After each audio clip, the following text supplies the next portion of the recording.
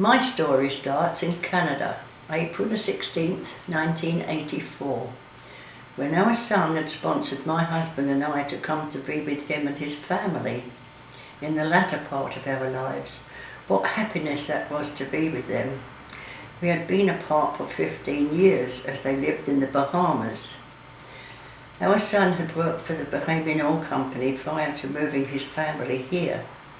Our joy has been manifold since then, with all the grandeur and splendour of Canada. However, I digress. My story is an experience I had one day following our arrival. It was the 17th of April 1984. Our son drove us all up to Cypress Bowl. And wonders of wonders, I saw folks sunbathing in large holes in the snow. From there we went to a large beach. On the way up to the Sea to Sky Highway, I stayed at the top of the beach while my husband and family walked to the sea. I sat on a log counting my blessings, when suddenly all the activity around me disappeared. And instead there were young First Nations folks around me. Women with babies on their backs, young men tending canoes and fish. The young girls had woven baskets and were at the bushes around me, picking what looked like raspberries. Not till later that year did I learn they were called salmon berries. I saw all this in what must have been seconds.